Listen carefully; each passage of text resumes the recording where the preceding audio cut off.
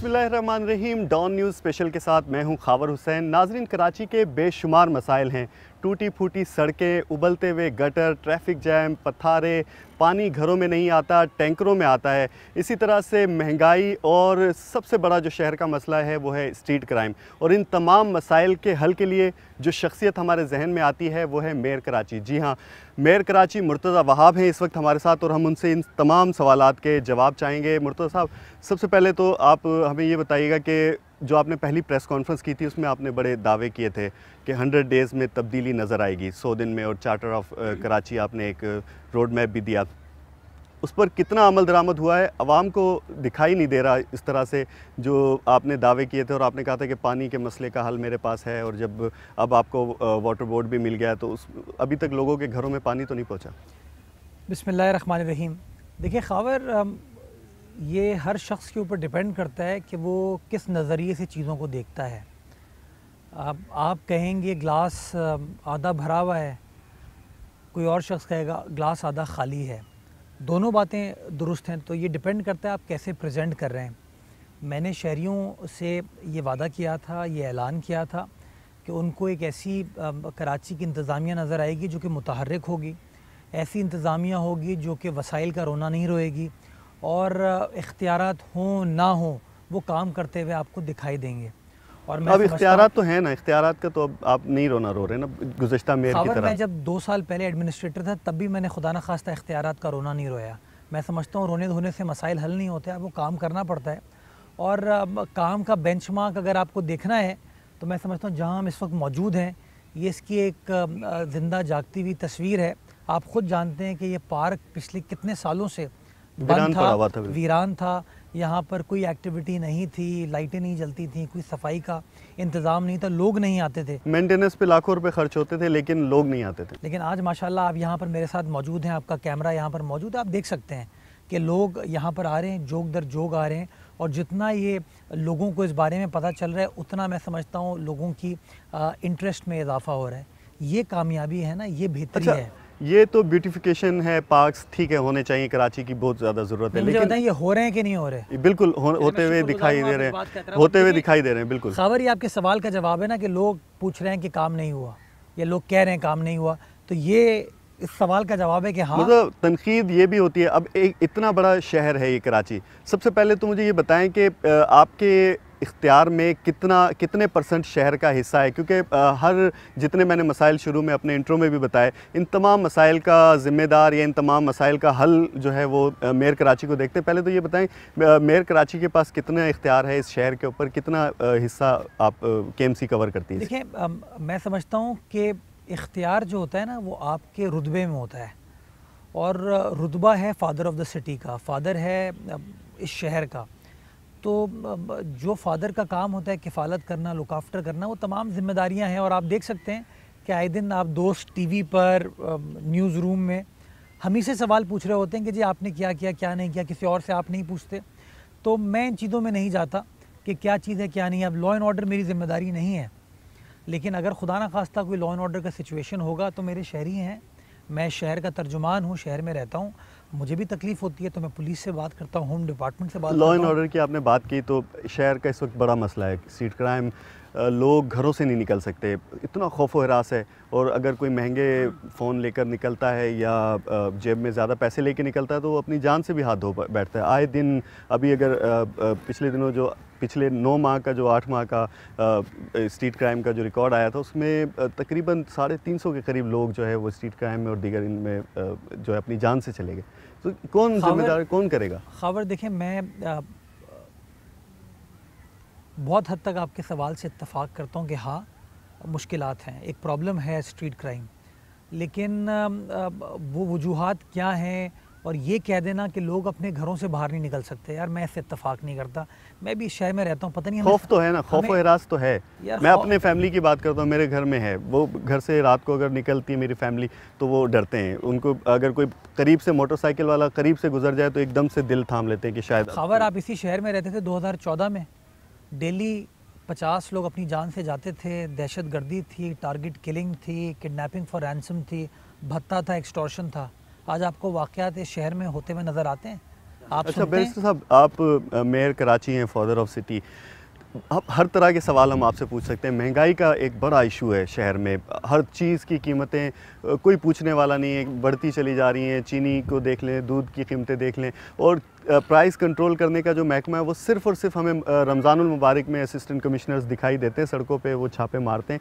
उसके अलावा पूरा साल सड़कों से गायब होता है। सिंध हुकूमत का जो महकमा है अब तक डिसाइड नहीं कर पाई गवर्नमेंट के कौन प्राइस कंट्रोल करेगा, और जो महकमे बने हुए उनमें ना तो मुलाजमीन है, ना अफसरान अमला भी नहीं है, ना उसका डायरेक्टर जनरल है। कौन करेगा आखिर ये?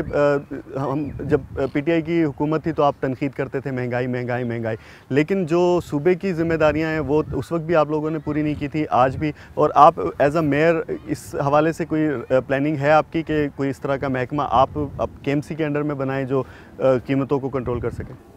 देखिए खावर, हर चीज़ का एक कॉन्टेक्स्ट समझने की ज़रूरत होती है। क्या आप ये मेरा इंटरव्यू ले सकते हैं अपने कैमरामैन के बगैर? आपको कैमरामैन की भी ज़रूरत है, आपको कैमरे की भी ज़रूरत है, राइट?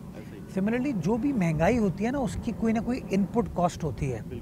अब मिसाल के तौर पे पिछले दिनों मौजूदा हुकूमत ने पेट्रोल की कीमत में 21 रुपये इजाफा किया है, यानी कि जो चीज़ 100 रुपये की मिल रही थी उसमें 21 रुपीज़ उन्होंने ऐड कर दिए। तो अब मेरे ख्याल में 332-333 रुपये का शायद पेट्रोल पर लीटर हो गया है, 331।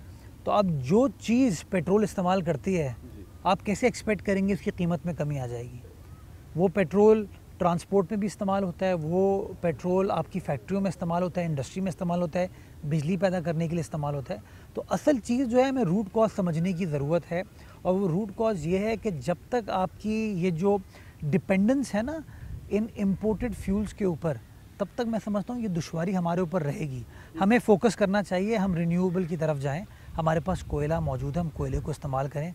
हवा है, हवा को इस्तेमाल करें। धूप आती है, शमसी तवानाई को इस्तेमाल करें। बदकिस्मती के साथ हमने बहैसियत कौम, जहाँ बाकी अक़वाम ने तो इन चीज़ों के ऊपर काम किया है, हमने काम नहीं किया। हमें सोचना ये पड़ेगा, तो हमें कहीं ना कहीं थोड़ी सी out of the box thinking करने की ज़रूरत है। ठीक है बैरिस्टर साहब, आपने फ्यूल की प्राइस की बात की, और उसी से रिलेटेड मेरा अगला सवाल है आपसे कि जो शहर में ट्रैफिक जैम होता है उससे भी फ्यूल जो है वो बहुत ज़्यादा ज़ाया होता है, आवाम के मसाइल में जो है वो इजाफा होता है। लेकिन एक छोटा सा ब्रेक लेते हैं, और ब्रेक के बाद हम वापस आते हैं और फिर यहीं से गुफ्तगू का आगाज़ करेंगे कि शहर में जो पत्थारे हैं जिनकी वजह से ट्रैफिक जैम होता है और आवाम जो घंटों ट्रैफिक जैम में फंसे रहते हैं, इसी तरह से BRT मनसूबा जो ज़ेर इल्तवा है जिसकी वजह से ट्रैफिक में लोग फंसे रहते हैं और उनका फ्यूल भी ज़ाया हो रहा होता है, महंगाई पहले ही बहुत ज़्यादा उरूज पर है। ये सवाल करते हैं, लेकिन एक ब्रेक के बाद। जी,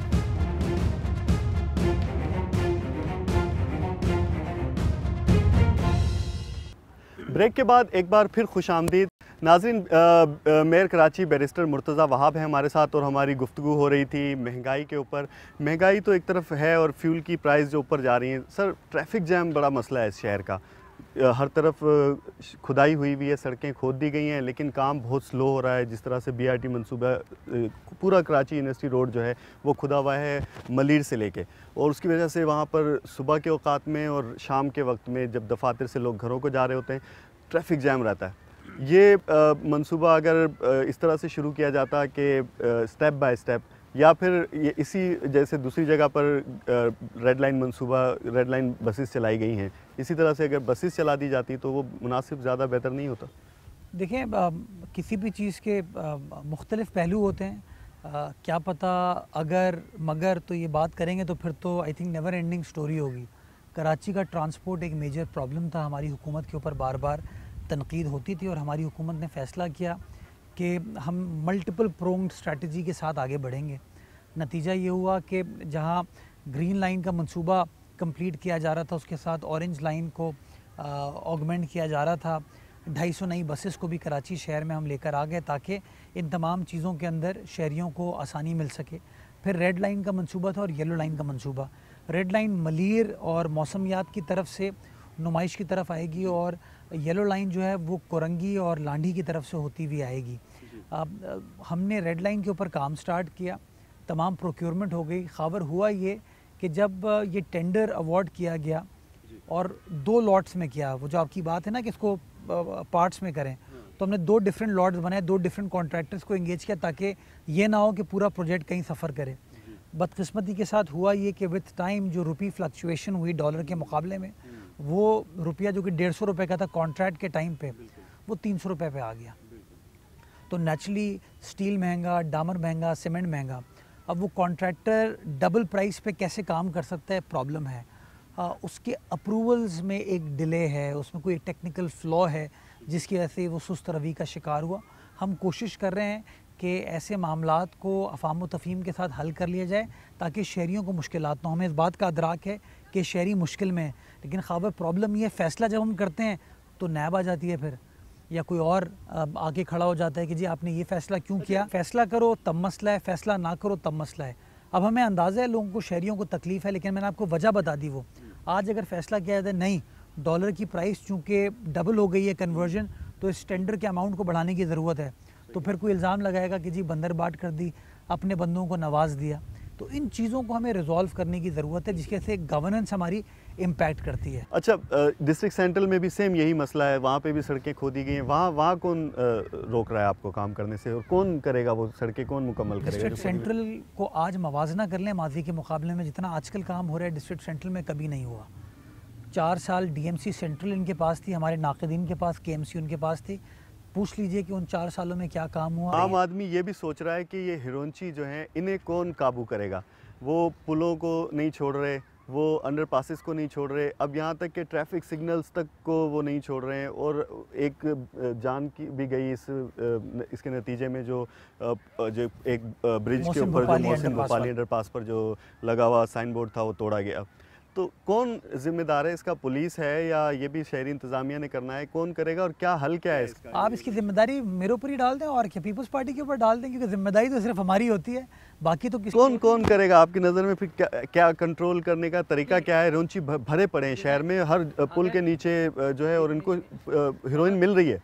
खबर, अगर हीरोइनचों को हीरोइन मिल रही है तो हीरोइन यहाँ कराची में तो नहीं उग रही ना, कहीं बाहर से आ रही है। तो बॉर्डर क्या मैं KMC कंट्रोल करती है? कराची बलूचिस्तान के बॉर्डर पे क्या हम लोग बैठे हुए हैं? हम नहीं बैठे हुए ना।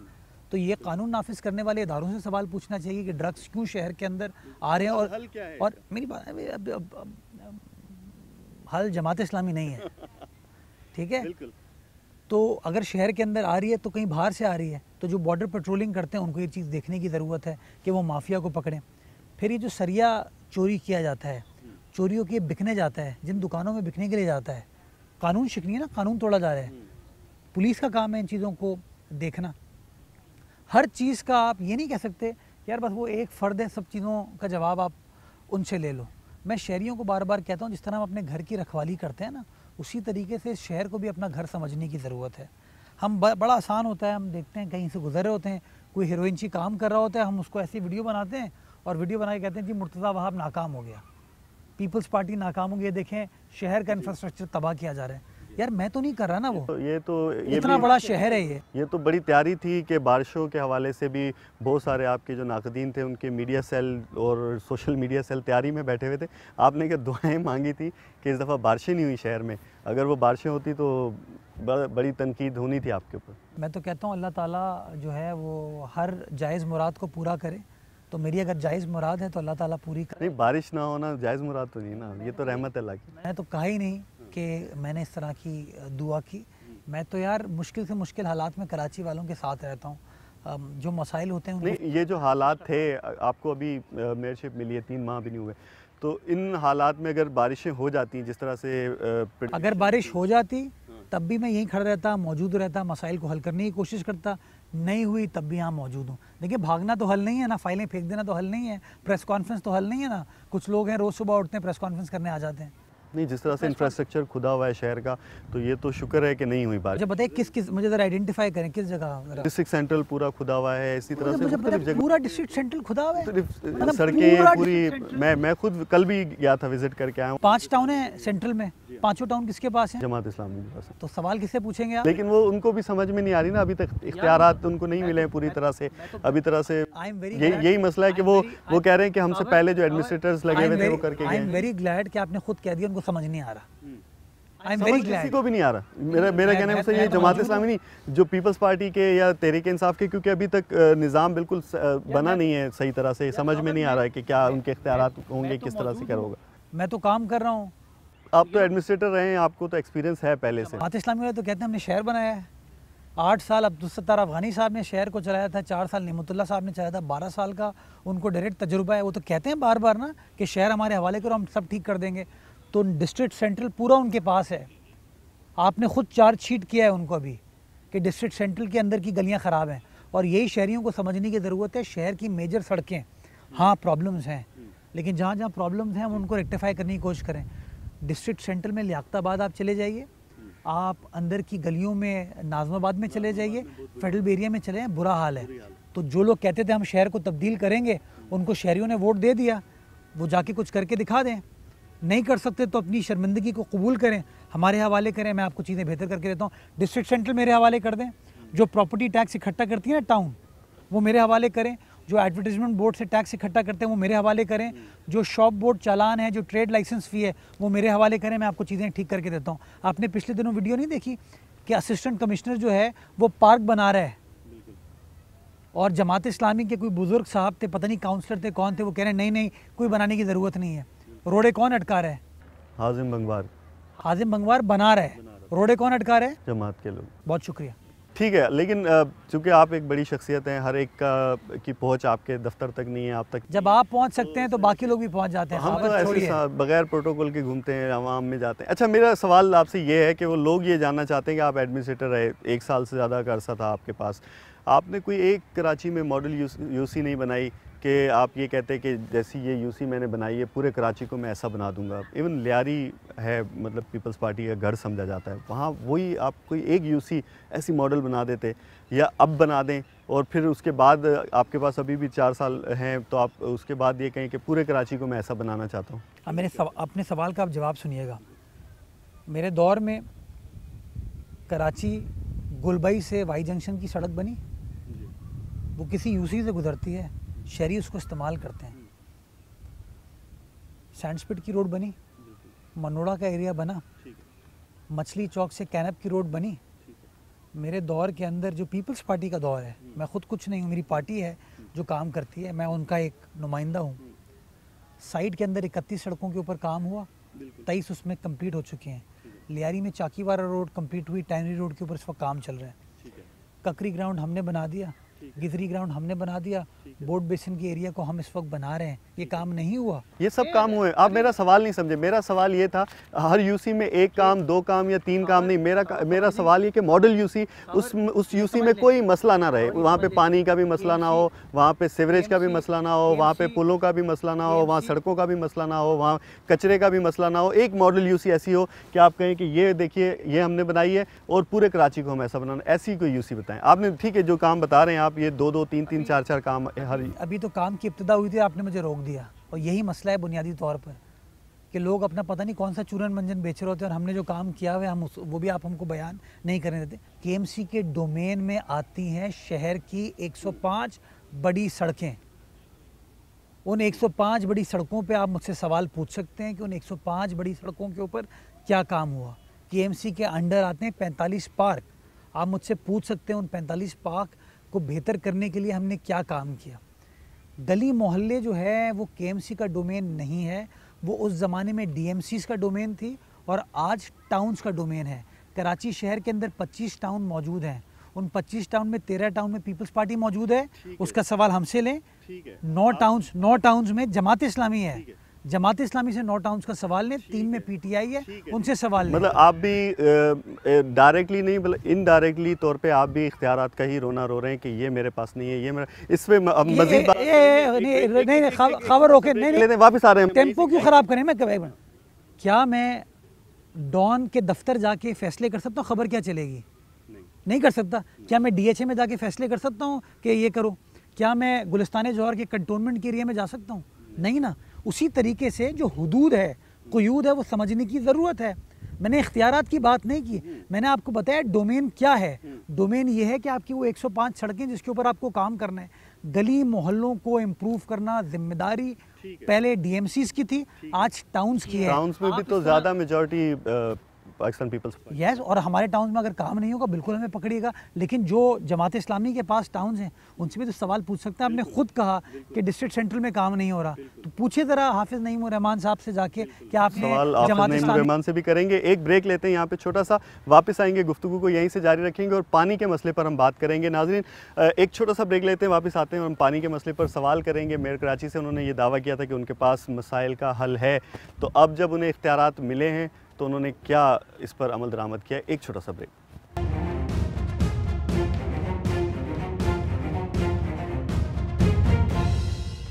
जी नाज़रीन, गुफ्तगू का सिलसिला जारी है और हमारा सवाल है बैरिस्टर मुर्तज़ा वहाब साहब से पानी के मसले के हवाले से। अब तो वाटर बोर्ड जो है वो केएमसी के अंडर में है, लेकिन नलकों में पानी अब भी नहीं आ रहा। अब भी वही टैंकर हाँ नज़र आ रहा है कि छापे मारे जा रहे हैं, कार्रवाइयाँ हो रही हैं, लेकिन आवाम का मसला ये नहीं है। आवाम का मसला है कि उनके घरों तक पानी आए, वो क्यों नहीं आ रहा। आपने अपने सवाल में पूछा कि आवाम के नलकों में पानी नहीं आ रहा, पूरे शहर में पानी नहीं आता। अक्सर जगहों पे नहीं आ रहा, ज़्यादातर जगहों पर नहीं आता। मैं आपके सवाल से इत्तफाक नहीं, मेरे घर पे नहीं आता, मैं टैंकर मंगवाता हूँ। चलिए बिल्कुल सही है, आप सेल्फिश हो गए, अपना सवाल पूछ लेना। नहीं, पूरे शहर की बात कर रहा हूँ मैं। इससे पहले मैं जहाँ रहता था वहाँ भी नहीं आता था पानी। देखो जनरलाइज स्टेटमेंट नहीं देना चाहिए।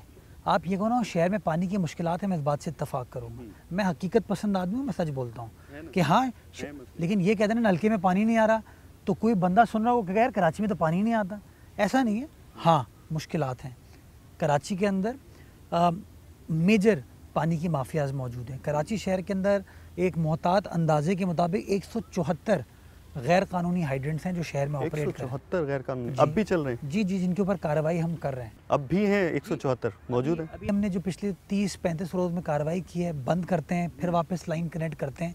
लोकल उनके मैनेजमेंट है, FIR हम काट रहे हैं, टैंकर्स को हम जब्त कर रहे हैं, लेकिन ये ग्राउंड रियलिटी है कि शहर के अंदर 174 गैर कानूनी हाइड्रेंट हैं जो बड़े पैमाने पे या छोटे पैमाने पर ऑपरेट होते हैं, जो शहर का पानी चोरी कर रहे हैं।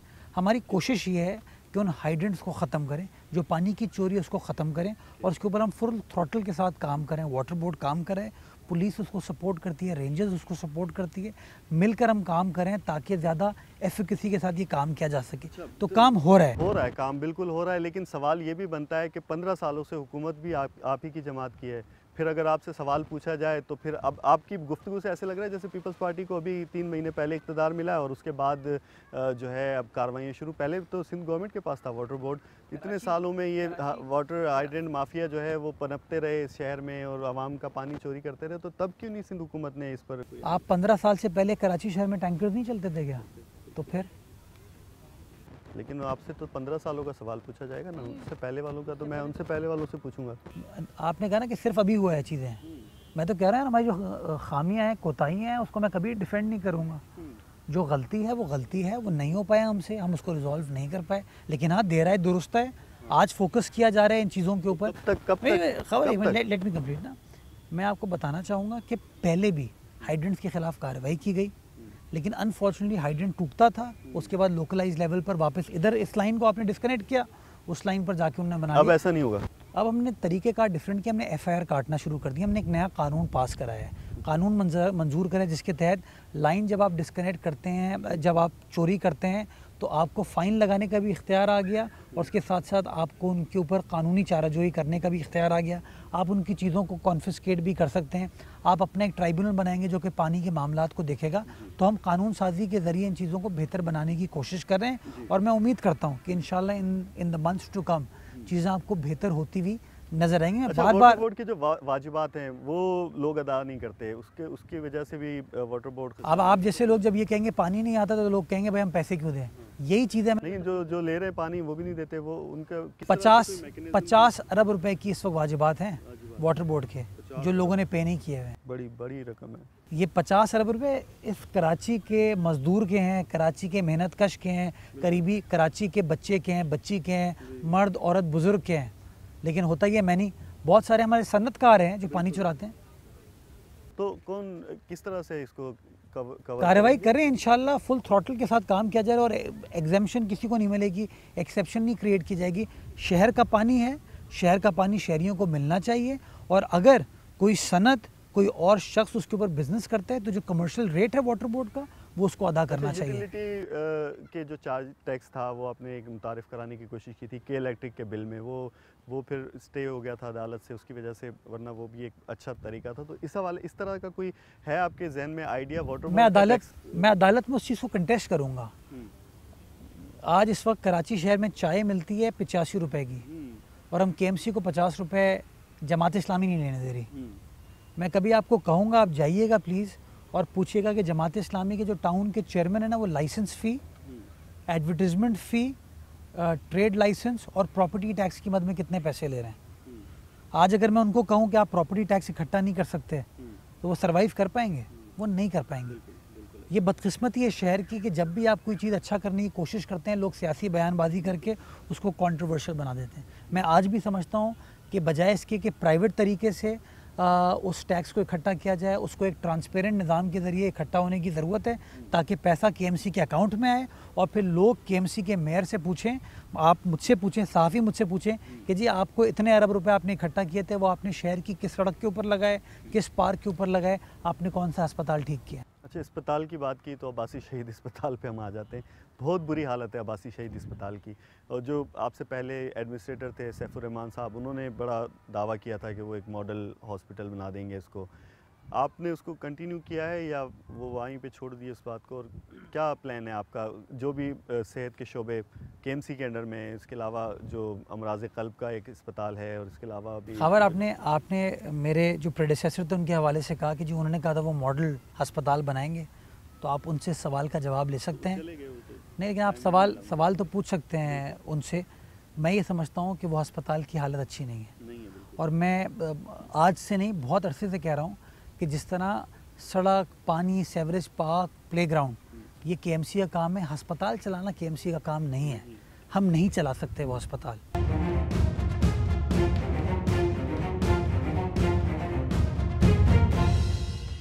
जी नाजरीन, मेयर कराची बैरिस्टर मुर्तज़ा वहाब हैं हमारे साथ, उनसे हम गुफ्तगू जारी रखे हुए थे। सर, सवाल ये है कि आप इलेक्शन अभी तक नहीं लड़ा, ये भी सवाल हो रहा है और तनकीद भी हो रही है, कब इलेक्शन लड़के आएंगे और कहाँ से इलेक्शन लड़ेंगे? तनकीद सिर्फ पीपल्स पार्टी के लिए। कानून कहते हैं 6 महीने के अंदर इलेक्शन लड़ना है। नाकदीन तो ये भी कहते हैं आप कराची के मेयर नहीं, कराची के शहरियों के मेयर नहीं, अवाम के मेयर नहीं। मुझे तो ये भी कहा जाता है मैं वडेरा हूँ और कराची मेरी औताक है। तो मैं तो इस शहर में पैदा हुआ हूँ, शहर में पला बढ़ा हूँ, शहर को समझता हूँ, शहर को जानता हूँ, शहर से दिलो जान से मोहब्बत करता हूँ। तो तनकीद तो यार जो काम करता है उसी के ऊपर तनकीद होती है। हमें काम करना चाहिए। कानून ये कहता है 6 महीने के अंदर मुझे इलेक्शन लड़ना है। 6 महीने 19 दिसंबर को ख़त्म हो रहे हैं। हमने इलेक्शन कमीशन ऑफ पाकिस्तान को जो वेकेंट सीट्स हैं उसकी इत्तलात फराहम कर दी हैं, और हम इलेक्शन कमीशन का वेट कर रहे हैं कि वो इलेक्शन शेड्यूल अनाउंस करें ताकि मैं UC का इलेक्शन लड़ूं। और इंशाल्लाह अगर UC की आवाम ने लड़ेंगे इलेक्शन, और क्या तैयारी है आपकी? तैयारी आपके सामने। मैं अभी किसी प्राइवेट जगह पर बैठ के, एयर कंडीशन में बैठ के इंजॉय नहीं कर रहा हूँ, आपके साथ बैठा हुआ हूँ, आवाम के दरमियान हूँ, काम करने की कोशिश कर रहा हूँ। तो इंशाल्लाह पुरुमीद हूँ कि आवाम अपने इत्मीनान का इजहार करेगी अपने बैलेट के ज़रिए, अपने वोट के ज़रिए। इंशाल्लाह कराची फ़ैसला ये किया 3 मुख्तलिफ़ अज़ला से मैं इलेक्शन लड़ूँगा, क्योंकि इम्प्रेशन ये देना है कि मेयर जो है वो किसी एक UC को रिप्रेजेंट नहीं करता, वो बेसिकली पूरे शहर को रिप्रेजेंट करता है, पूरे शहर का वो मेयर होता है। तो इंशाल्लाह वो जैसे ही शेड्यूल अनाउंस होगा वो तमाम तफसीलात आपके साथ। अच्छा, तहरीक अदम एतमाद के हवाले से भी तैयारियां हो रही थी, पिछले दिनों अनाउंसमेंट भी हुई, फिर शायद थोड़ा डिले हुआ है, तो उस हवाले से उसको काउंटर करने के लिए क्या तैयारी है? क्या तहरीक इंसाफ के साथ हाथ मिलाएंगे? किस तरह से नंबर पूरे करेंगे? मैं आपके साथ हाथ मिला लूँगा यार। देखिए, बातें करने से तो मसाइल हल नहीं होते। तहरीक अदम एतमाद लाना हर जमहूरी पार्लिमानी सियासत का एक अहम। नंबर कैसे पूरे करेंगे? नंबर मेरे पास पूरे हैं, जमात इस्लामी से ज़्यादा नंबर हैं।